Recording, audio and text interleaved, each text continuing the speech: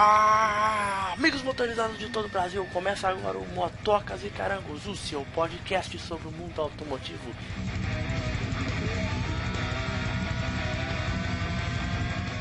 E aqui, é claro, tem os amantes das duas e também das quatro rodas.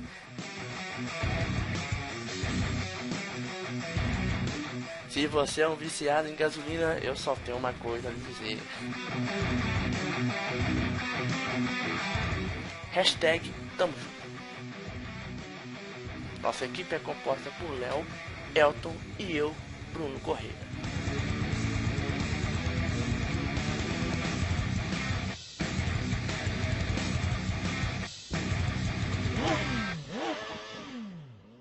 Muito bem, então vamos agora com as notícias da semana.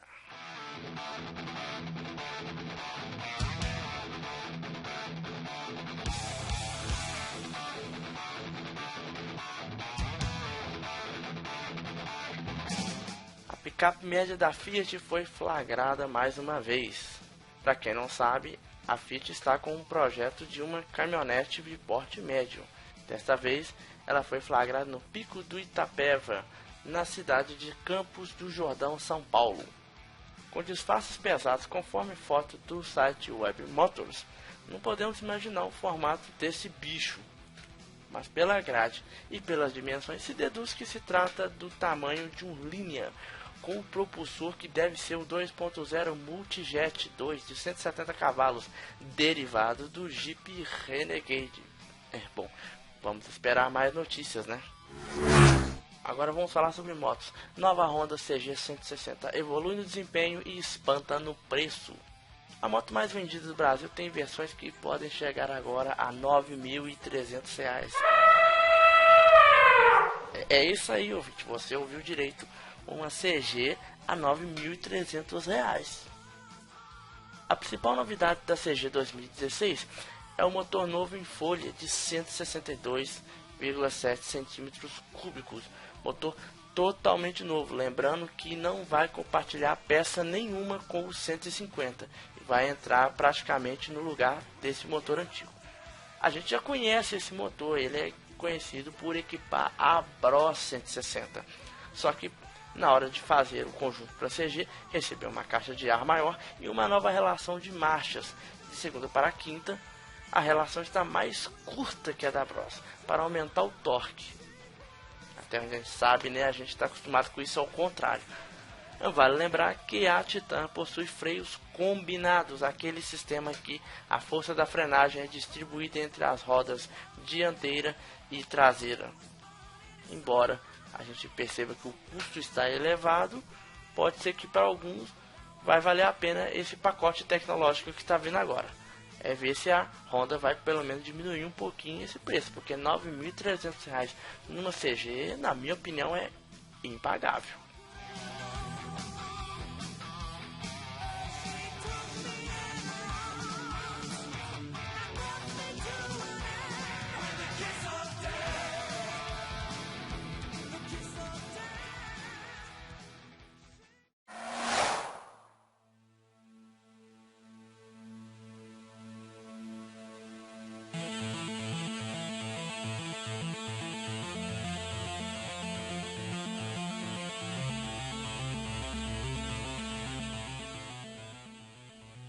Agora vamos com a pergunta do ouvinte.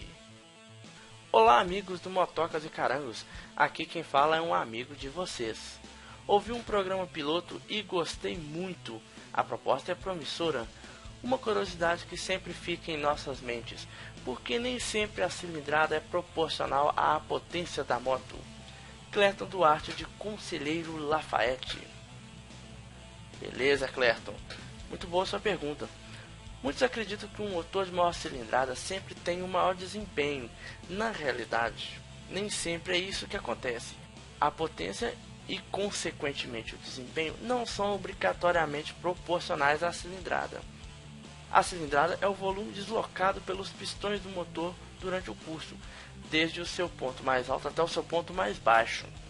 Podemos citar como exemplo a Suzuki GSX-R 1000 cilindradas e a Suzuki Bandit 1200, dois modelos bem conhecidos e da mesma marca, para melhor comparação. Apesar de ter a maior cilindrada, a Bandit desenvolve 98 cavalos de potência máxima, enquanto a GS-XR tem 178. No caso da Bandit, o uso é estradeiro, que requer regimes de rotações intermediários a baixos e conforto de rodagem, pois será essencialmente usada nas estradas. A potência de 98 cavalos surge a 8.500 RPM, enquanto que na outra esportiva GS-XR a potência vai aparecer só a 11.000 RPM. Um dos elementos determinantes para gerar potência, Clayton, é a rotação. Quanto mais voltas o virabrequim der, mais detonações serão geradas, mais energia é liberada e, consequência, mais potência. Como, por exemplo, o motor de Fórmula 1 possui motor 2.4, mas atinge 18.000 RPM e libera 700 cavalos. Espero que tenha ficado claro e desde já agradecemos a sua participação. Lembrando que já estamos elaborando um sorteio de um relógio artesanal feito por nossa equipe com temas de mecânica.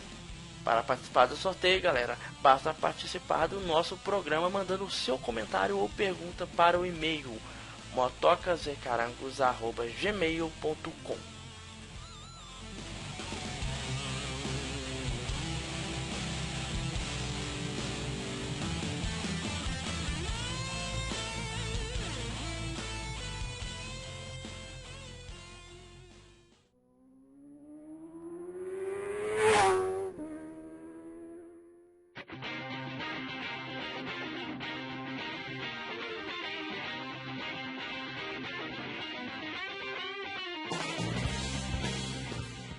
Ostentação de cilindradas. O e-mail do Clayton inspirou essa pauta por ser um assunto muito comum do nosso dia a dia. No Brasil, temos a cultura de comprar cilindradas em vez de moto.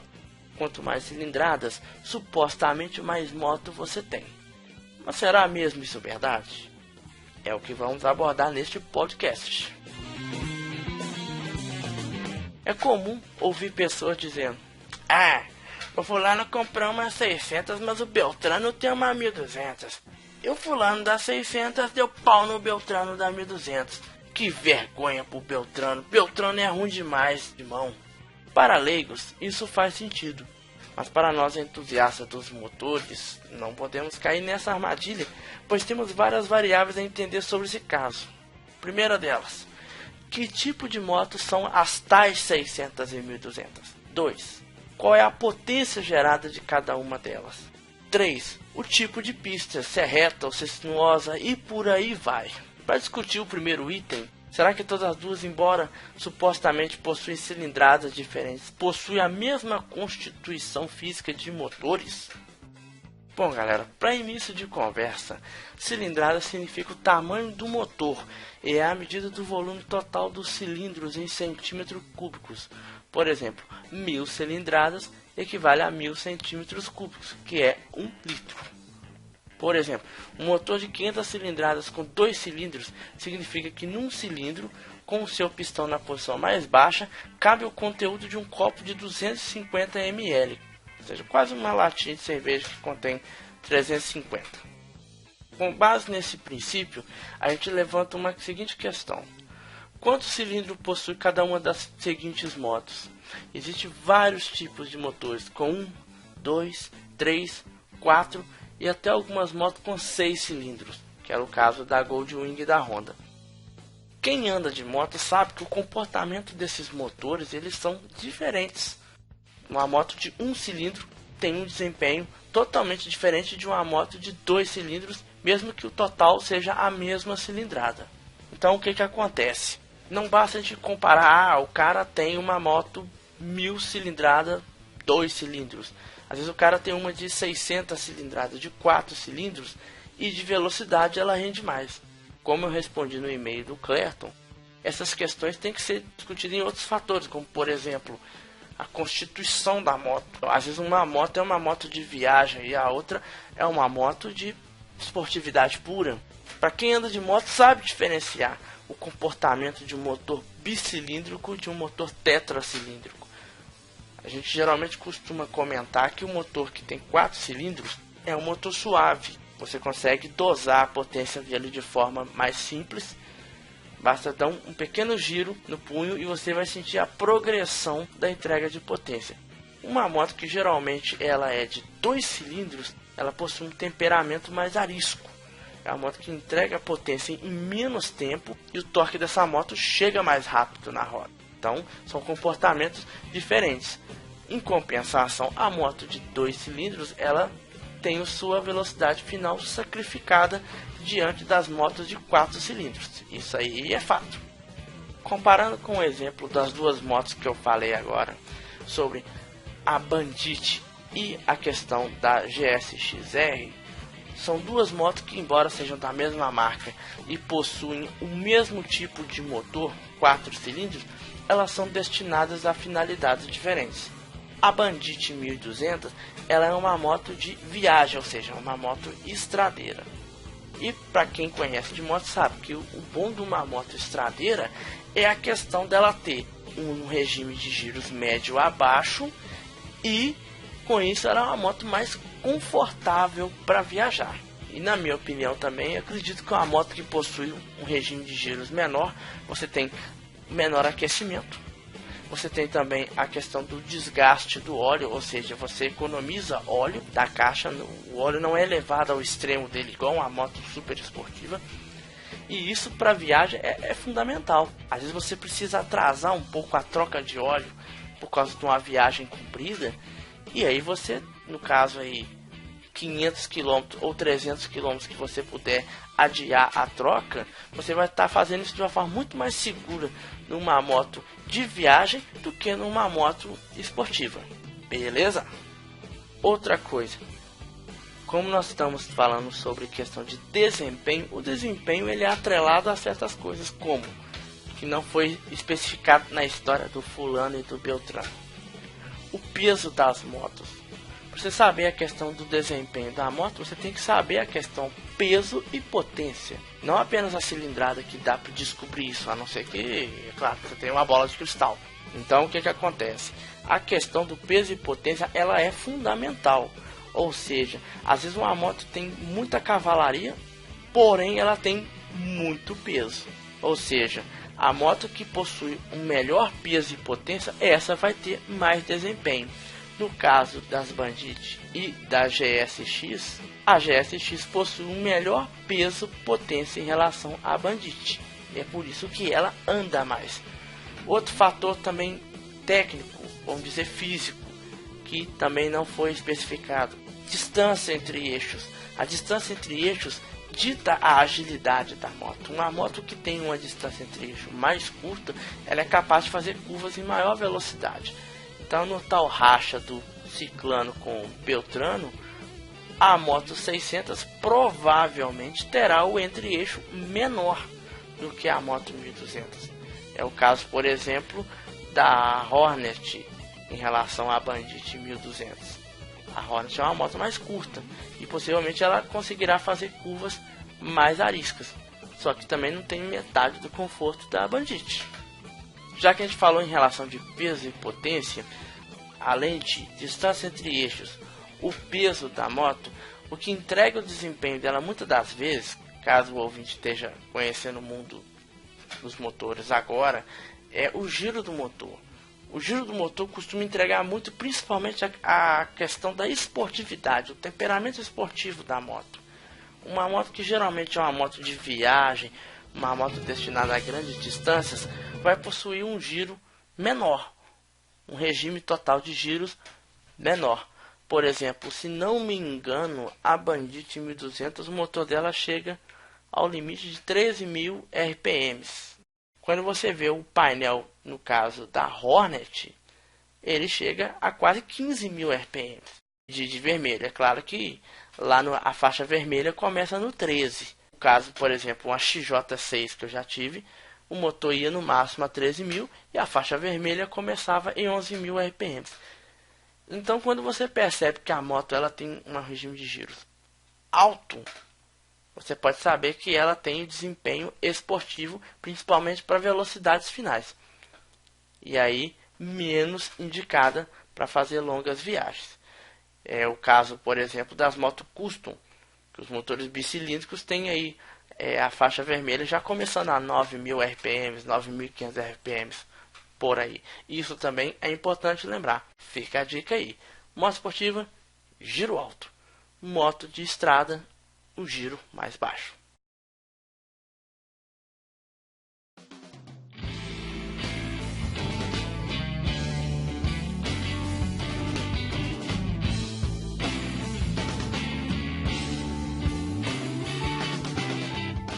Então, galera, após a gente analisar todos esses fatores que a gente está discutindo até agora, vamos para uma outra questão.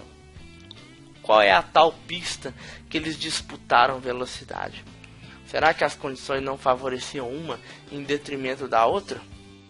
No caso de uma moto, vamos dar um exemplo aí, uma R6 que é 600 cilindradas, uma moto apimentadíssima, e uma Hayabusa que é o conceito máximo de velocidade final. Qual das duas ganha? A resposta é: depende do circuito.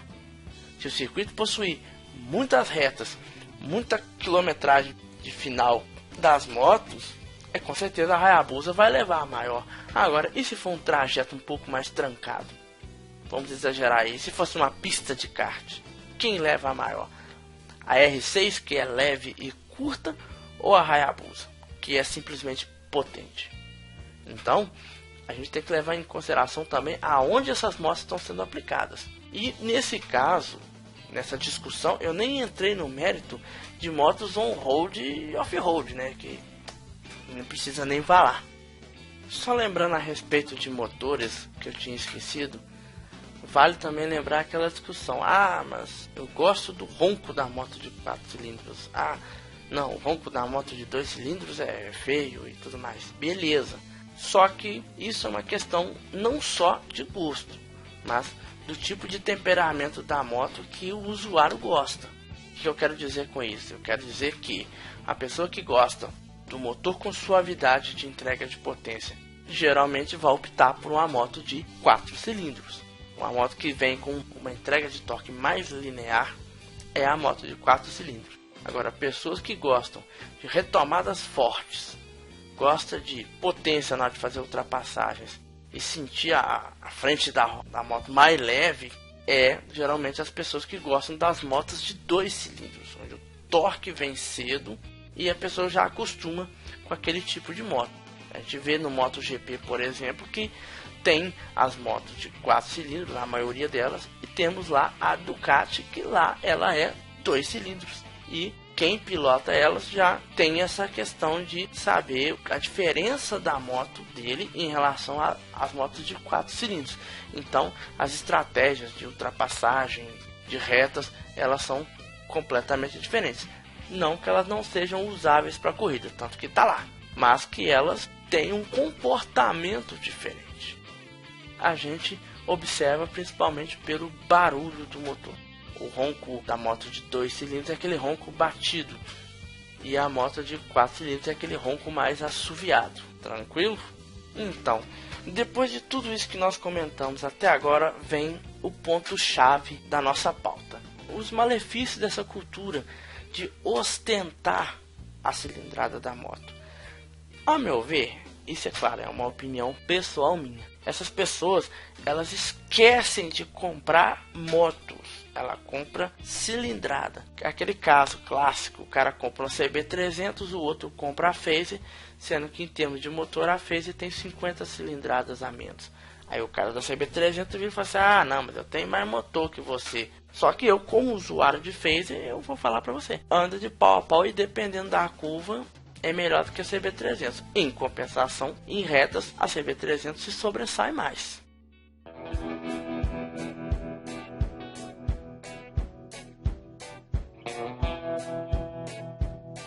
Então não é a questão de, eu tenho mais cilindrada, eu tenho mais moto. Eu acho que isso é complicado de falar.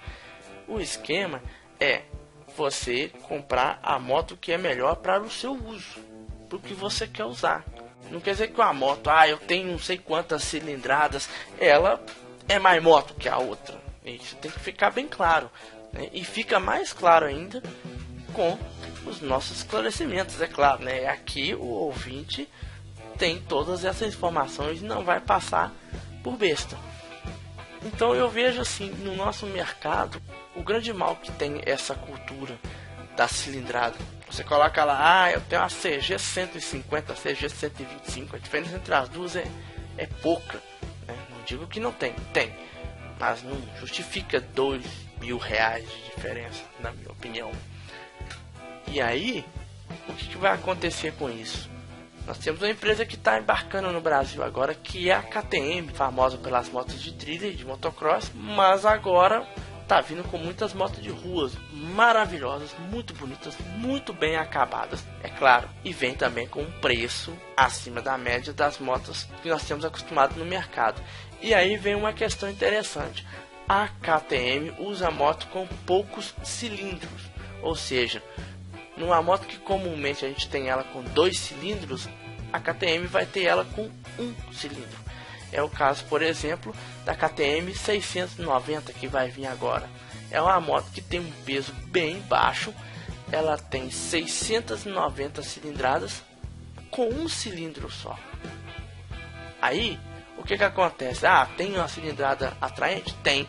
Quantos cilindros? 1. É aquele barulho que a gente está acostumado, tipo barulho de Falcon, barulho de Phaser, barulho de XT 660, e o cara despreza a moto por causa desse barulho que ela tem, e sendo que é uma moto que vai andar muito forte. Quem tiver vai sair na frente nas arrancadas, porque a moto tem muita potência, por causa do que nós estávamos discutindo aqui, a questão do fator peso e potência. E aí a gente fica pensando, qual vai ser a estratégia da KTM para vencer esse preconceito aqui no Brasil? O que vai incentivar, por exemplo, a matéria que eu e o Léo estavam vendo semana passada a respeito da KTM 200 cilindradas que vai estar vindo para o Brasil. Ela vai custar R$15.000, ou seja, ela vai estar valendo aí uns R$3.000 a mais que a Phaser, ou dependendo do lugar até quase R$4.000 a mais que a Phaser. Ou seja, eu vou pagar R$4.000 pelo mesmo tipo de motor. Quer dizer, o fulano esquece que a gente está comprando uma moto de acabamento muito superior. A moto tem uma tecnologia mais superior, então você não pode esquecer isso. Eu fico no aguardo para ver qual vai ser a estratégia da KTM para estar vencendo esse nosso preconceito do brasileiro que compra cilindrada. E esquece e compra cilindrada e também compra ronco. Esquece de comprar moto.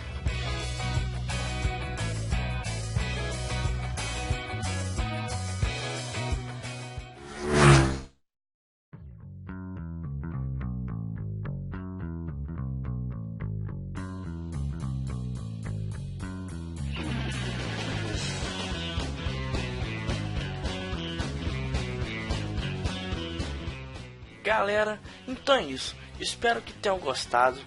Acompanhe a gente no nosso blog podcast motocasecarangos@blogspot.com.br e siga nossas postagens.